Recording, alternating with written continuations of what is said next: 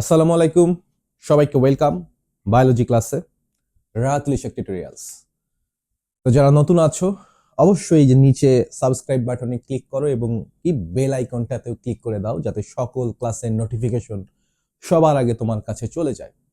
তো আমরা পড়ে আসছিলাম কোষের অঙ্গাণুগুলোর সম্পর্কে, সেই ধারাবাহিকতায় আজ আমরা পড়ব সেন্ট্রিওল বা সেন্ট্রাজোম।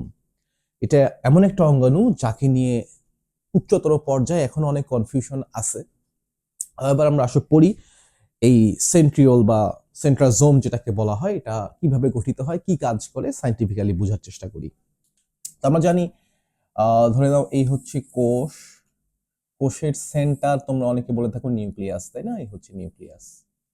এই নিউক্লিয়াসের কাছাকাছি, আশেপাশেই এই সেন্ট্রাজোমকে দেখা যায়।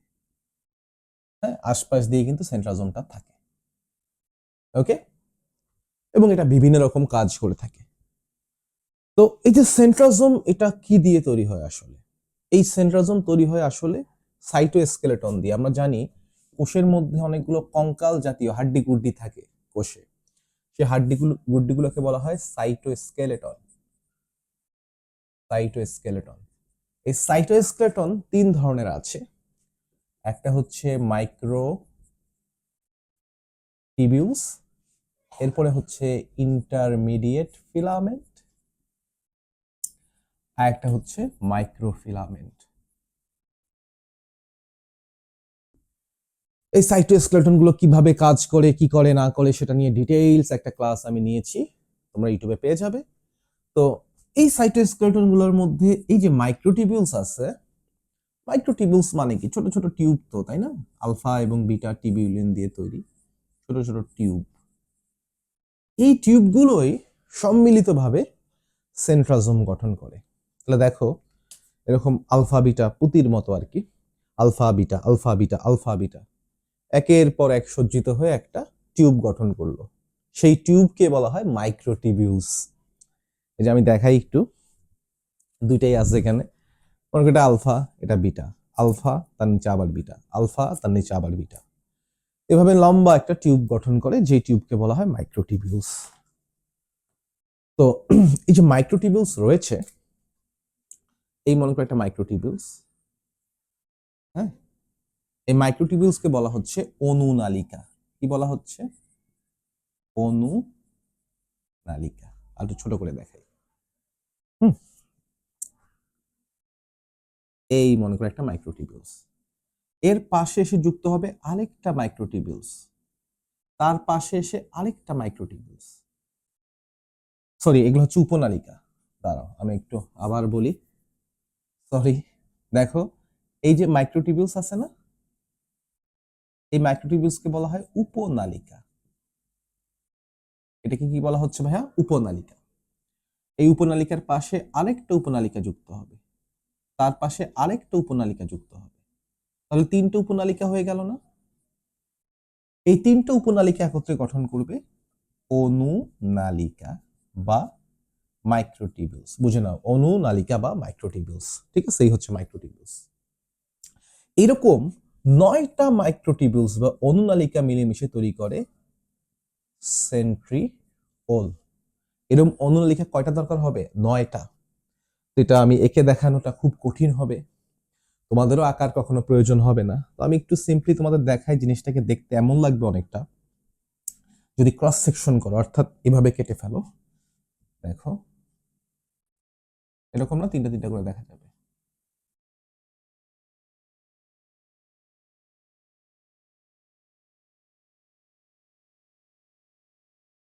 কয়টা হলো? একটা, দুইটা, তিনটা, চারটা, পাঁচটা, ছয়টা, সাতটা, আটটা, 9টা।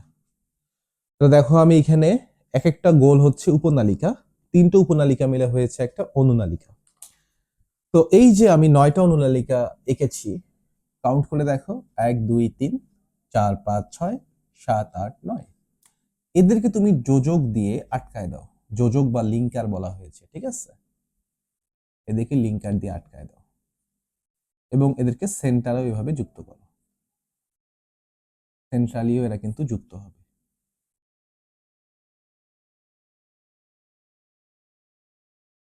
তাহলে দেখো এইরকম একটা সুন্দর একটা দেখতে গঠন তৈরি হবে। এটাকে বলা হয় হচ্ছে সেন্ট্রিওল। এই জিনিসটার নাম কি ভাইয়া? সেন্ট্রিওল। ওকে, সবাই বুঝতে পারছি কিনা? এটা হচ্ছে সেন্ট্রিওল, যেটা মাইক্রোটিবিউলস এর সমন্বয়ে তৈরি হয়েছে। তো আমি এত জটিল না করে একটু সহজ করে আঁকি, ইন কেস তোমাদের পরীক্ষায় আসলে তোমরা যেভাবে আঁকবে। তাহলে দেখো, এই মনে করো একটা সেন্ট্রিওল, হ্যাঁ, এইভাবে দেখায় দাও। উপনালিকা কয়েকটা দেখালেই হবে, হ্যাঁ, অনুনালিকা এদিকে, ঠিক আছে। এটা একটা, এটা একটা কি ভাইয়া? সেন্ট্রিওল। ধরে নাও এখানে 9টা অনুনালিকা রয়েছে। পাশে মনে করো আরেকটা সেন্ট্রিওল,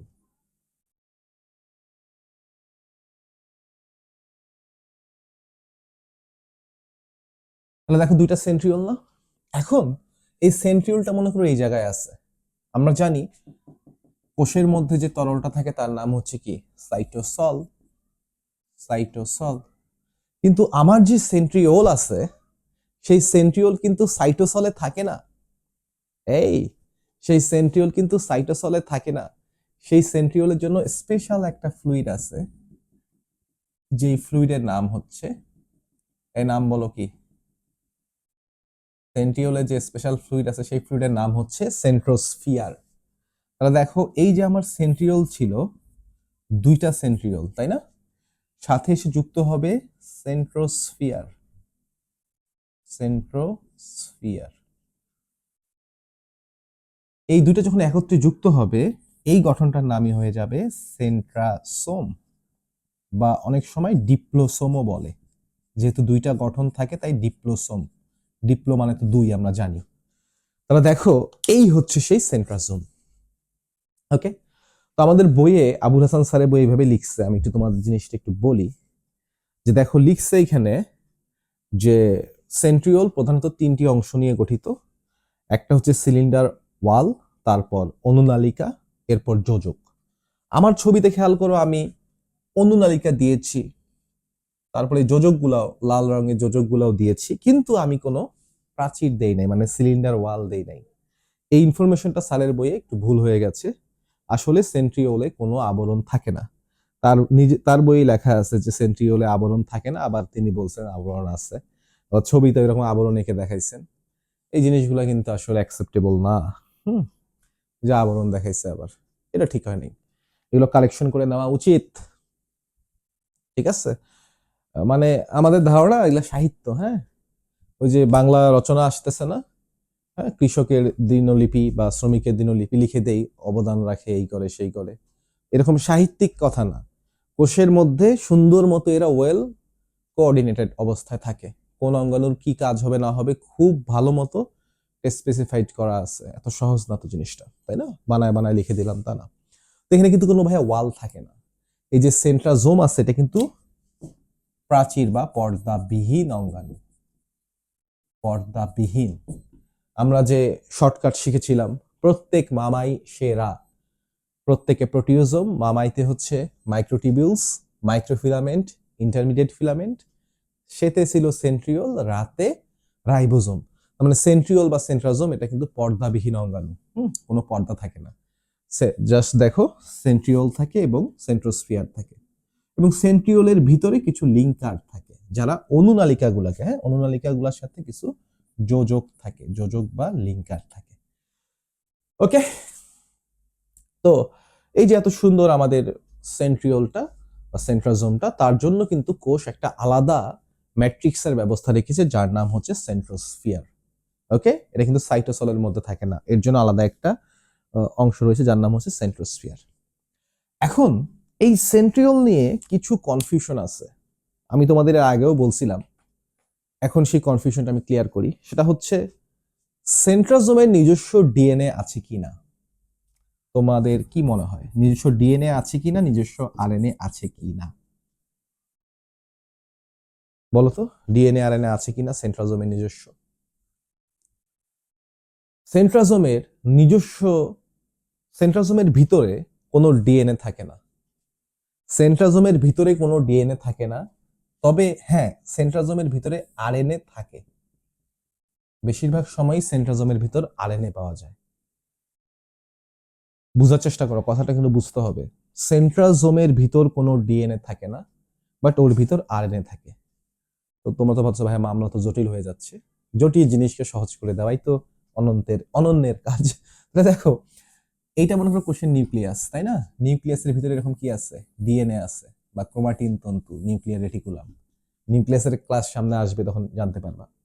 তো এই যে নিউক্লিয়াসের ভিতর যে ডিএনএটা আছে, সেই ডিএনএর একটা অংশ সেন্ট্রাজোমের জন্য স্পেসিফাইড করা আছে, যার কাজ হচ্ছে সেন্ট্রাজোম তৈরি করা বা সেন্ট্রাজোমকে বিভিন্ন কাজের নির্দেশনা দেয়া। তো ঘটনা ঘটে কি, এই যে ডিএনএটা আছে এটা কিন্তু আসলে সেন্ট্রাজোমের ডিএনএ, বাট আছে নিউক্লিয়াসের ভেতর।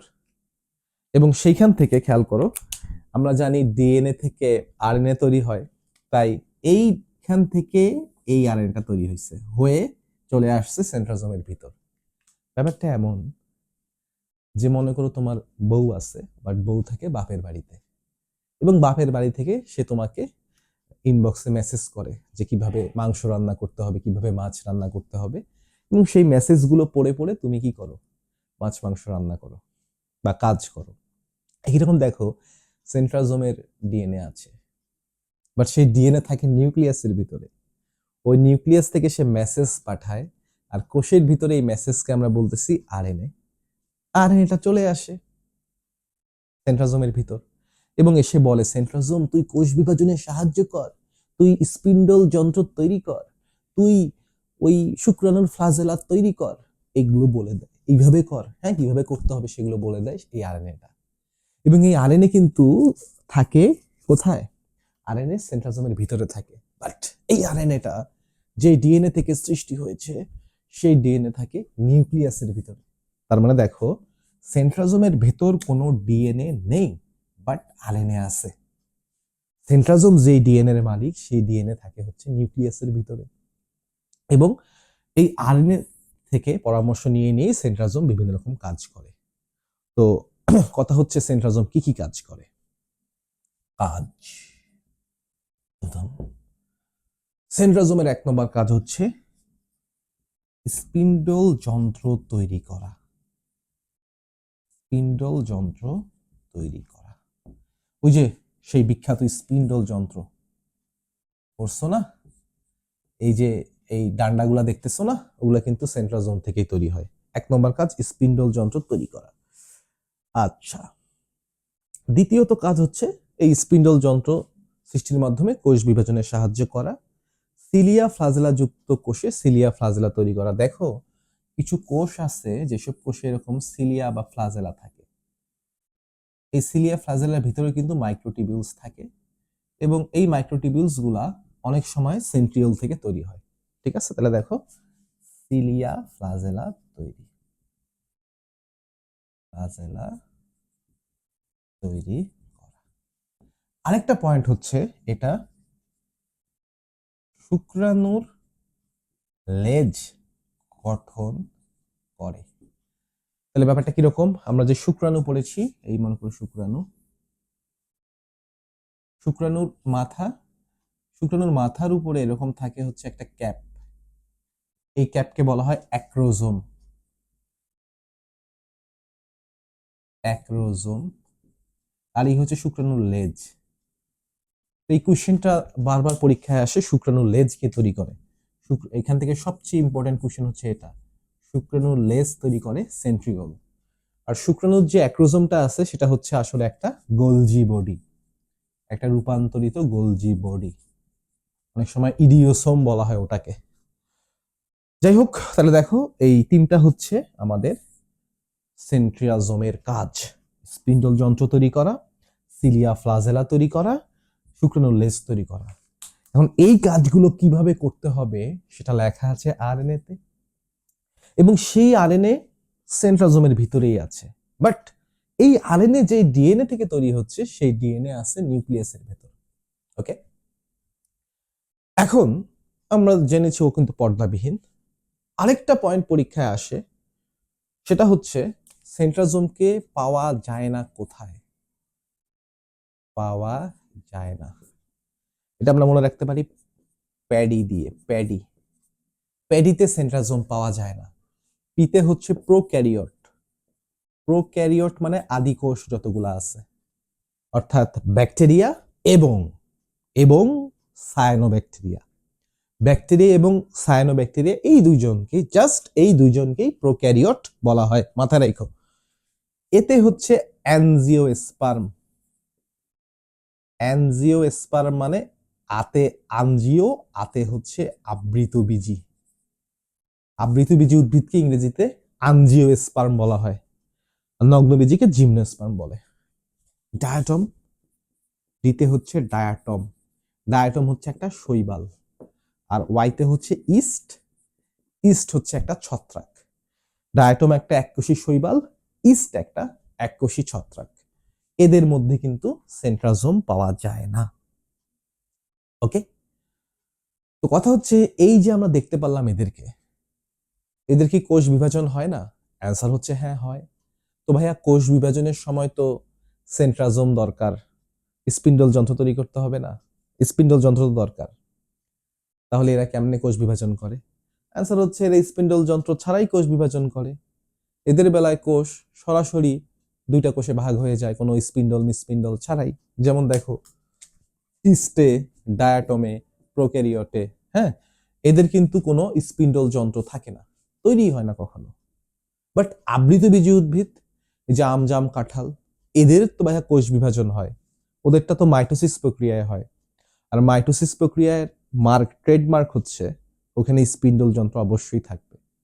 যদি একটা কোষ বিভাজনে দেখো স্পিন্ডল যন্ত্র তৈরি হয়েছে, তার মানে সেটা মাইটোসিস বিভাজন করছে। আর যদি স্পিন্ডল যন্ত্র তৈরি না হয়, তার মানে সেটা অ্যামাইটোসিস বিভাজন করছে।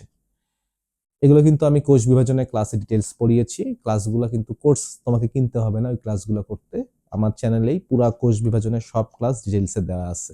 একটু প্লেলিস্ট সার্চ দিয়ে দেখো, 8-9টা ক্লাস আছে, 8টা মনে হয় সম্ভবত কোষ বিভাজনের।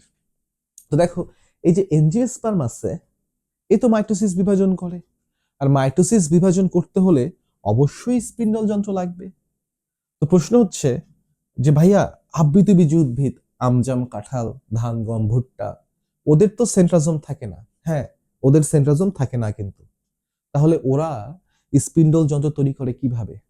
অ্যান্সার হচ্ছে ওদের স্পিন্ডল যন্ত্র সরাসরি মাইক্রোটিবিউলস থেকে তৈরি হয়। অর্থাৎ দেখো প্রাণী কোষের ব্যাপারটা একটু কমপ্লেক্স, যে মাইক্রোটিবিউলস গুলো একা একা থাকে, আবার মিলেমিশে সেন্ট্রাজোম গঠন করে, এবং সেই সেন্ট্রাজোম থেকে স্পিন্ডল যন্ত্র তৈরি হয় প্রাণী কোষে। বাট উদ্ভিদ কোষে এই মাঝখানে সেন্ট্রাজোমের ব্যাপারটা থাকে না।